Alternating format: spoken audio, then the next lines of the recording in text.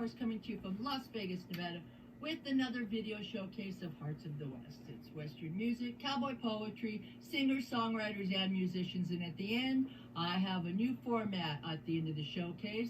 I have the two performers that previously were on the showcase.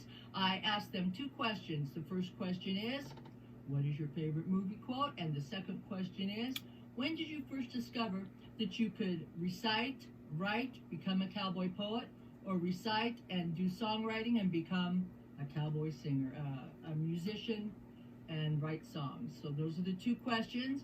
So we're gonna pose those to the two performers, and the two performers are Mark Munzert, outstanding cowboy, award-winning outstanding cowboy poet, and Hahn, also musician and singer. So let's see if we can. Let's see what happens with these two cowboys at the end of the showcase. It's going to be interesting, a little one-on-one, so you get to know them a little bit better, and maybe you'll want to pursue and follow them and see what they got out there for you. Now, I usually start off with one of my own poems, but I am going to recite a friend's poem today. Her name is Susan O'Connell. She lives in Southern California, and she's lived down there about 50 years, and she's an actress in the local theater down there in the community, and she writes great poetry. I love it. Now, this first poem I'm going to recite for you, she won first place in American Cowboy magazine, and part of the prize was they published that poem in their magazine. And the title of the poem is God's Will by Susan O'Connell. The good ladies gathered at the Baptist church to plan an attack against sin, since a brothel had recently opened nearby. This was a war they intended to win. But try as they might to close down the house by picketing out in the street, by editorials, letters, petitions, and prayer, all their efforts were met with defeat. So they retreated once more to the sheltering church. They must be more aggressive, they swore. It didn't much matter if someone got hurt, since there were casualties in every war. At last they decided to burn down the house, which didn't require much skill. They knew this harsh deed would be met with much praise, since they knew they were doing God's will. Their righteous indignation spurred them on to their task as they gathered once more to conspire. But they didn't consider the consequence, or trying to eradicate evil with fire. The good ladies looked smug as the embers rose high. Those whores would regret coming into their town, but they neglected to notice a shift in the wind, and the Baptist church, not the brothel, burned down. There you go, folks. Thanks, Susan. That's a good one. I love that. All right, now, y'all got to stick around for the showcase. It's got a new format. I know you're going to like it. And remember, I'll see you back here next Tuesday for another new Hearts of the West showcase. Thank you, folks.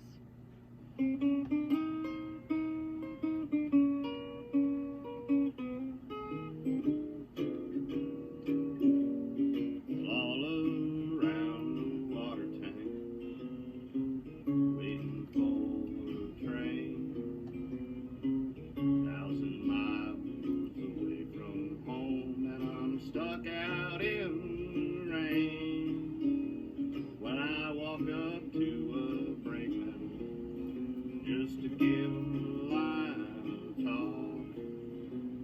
He says, if you got money, boy, well, I see that you won't walk.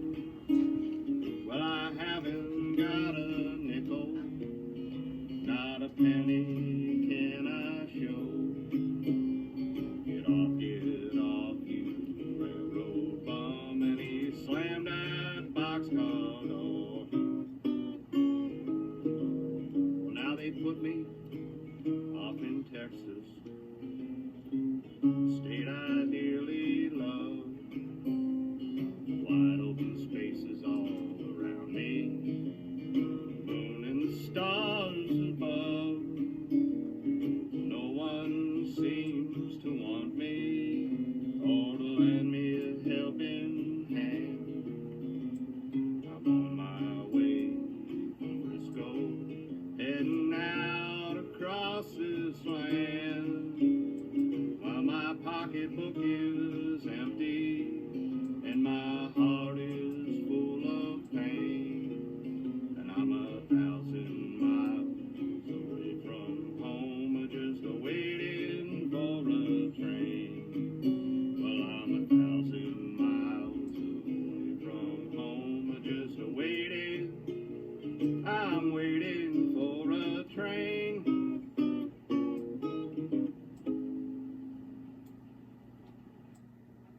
This one inspired by television. Well, really inspired by all the commercials that go along with said form of entertainment. I got to thinking about it and where it all started, and it took me all the way back to the medicine show. They traveled the land and plied their hand at marketing improbable elixirs. They'd tell you their story, quite oratory, and that they themselves were the fixers. Proficient, adept, and shrewd were they back in their day to make passers-by their marks, an audience with tolerance to endure patter betwixt the larks. Suckers, drawn by strong men of brawn, acrobats and trick-shot gun displays, by minstrels and dancers in tinsels, and fire-eaters swallowing blades. Messieurs, professors, madames, and docs, atop stages and blocks, spieling in dulcet tone, their patent medicinals, salves, tonics, lotions, and potions off-labeled with skull and bones. Gower's Gulch medicinal ointment with anointment could smooth wrinkles and was great for removing formidable stains. Hamlin's liniment, a soothing counter-irritant for frostbite, sunburn, bug bites, and even rheumatic pains. Peg-Leg Sam and Chief Thundercloud proclaimed loud their combination of ammonia, garlic, and mustard seed. Madam Cecil prescribed a mixture, amalgam its fixture, with measures of cloves, sassafras, and some odd weed. There were oxygenated bitters that could stop the jitters if in your poison was booze, and a specialized secretion from bear that could grow hair and always set you to snooze. Pumpkin stem chewable to invigorate the wooable and bring on love's glow. Acidic juice vesicles to shrink enlarged ventricles, keeping the blood aflow. Lavender and lime to loosen the grime and have it drain from your ear. Root and herb infused vermouth, restoring youth and making vision clear. Bull secretion to bolster completion of copulation appendages flaccid, and other concoctions of toxins that might kill you but reduce stomach acid. Not much change since days on the range, sellers using amusement to get you to try and buy their snake oil, much to your bemusement. The medicine show continues to go, albeit radio and television formats. Foundation, confirmed and affirmed, we're still the medicine show's doormats. Hello there, Aaron Hahn here. Really glad to be part of the Hearts of the West showcase. I'd like to thank KC for bringing me on here and, showing the videos and the music that I am involved in. So, I guess my music career started fairly early. When I was a kid, my dad had played, and we listened to everything. Big band, bluegrass. Grew up with the legends like Willie and Merle, Waylon. And I always sang in school and did music in school. Took part in all the shows. And went to college for a year for music, and then I went to work on the railroad. I was a theory and composition major in college, mostly focusing on jazz music. So I got a lot of influence in that, I guess, in what I write and how I write it. And always was into, the country music, definitely the singer-songwriters there and some of the great artists. Never really left the jazz roots behind. And back in the late 90s, I started getting into the rodeo crowd and rode some rough stock for a few years, and got introduced to fellas like Ian Tyson and Chris Ledoux, and they became a major influence in my writing. So I started writing about the things that I knew about, the railroad work and long days being gone and horses and rodeo life. and then, you know, just paying tribute to the greats in the world. So again, I appreciate being part of this showcase, and you know, if you want to see more videos, you can all follow me at Aaron Hahn Music on Facebook, and working on a YouTube channel as well. So I think as far as one of my favorite movie quotes, you know, I try to take in everything musical I can, whether it's rock or country. I think influences come from all different walks of life. One of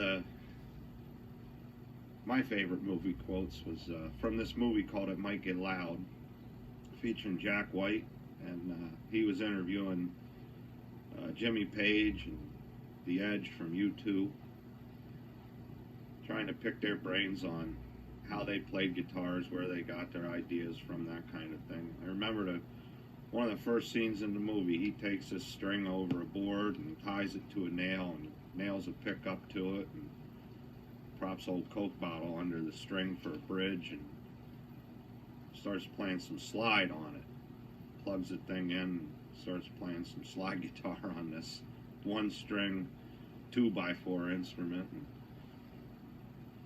he gets done with what he's playing, turns and looks at the camera. He says, "You don't need to buy a guitar." So I kind of, you know, I thought that was pretty good music quote. You don't need to buy a guitar. The other thing he said in that was, you know, you just take a cheap guitar and just beat on it. And I don't pride myself in having real expensive instruments. I found when you play a lot of gigs out with in bars and whatnot, you tend to encounter some people that have had too much to drink, and I never saw the point in taking an expensive instrument into those venues. And even in my videos, I use a little guitar, this one here, that I bought specifically to keep in my work truck, and it's been out in all kinds of weather, and it suited me well. I wrote a lot of songs on this guitar. So I hope, again, you enjoyed the showcase, and again, thanks, Casey, for bringing me on and making me a part of it. Having people in the Western music world from all parts of the country. And I'm proud to be a member of the Hearts of the West showcase. Thanks for watching. Mark Munzert here for KC LaCourse's, what is it, Hearts of the West. Fantastic job, KC. Keep it up. Love it. Great job spreading cowboy poetry and music. Tip of the hat to you. So I'm supposed to answer two questions. First one, how did I discover I could write cowboy poetry? By mistake. Yep. I was writing a newsletter for a log home company that I worked for, and some of my words came out as rhymes. Some of the people around me suggested I write about what the heck I know. So I started writing a little bit about my cowboy adventures. And I had seen Baxter Black on the Carson show a number of times with some other poets, and I was intrigued. And so I had a few poems written, and then I tried my hand at it at a gathering where I got to meet Mr. Black. And that's how it all started. Whirlwind. Favorite movie quote would be, "I hate rude behavior in a man. I won't tolerate it." Captain Call from Lonesome Dove. Have a great day.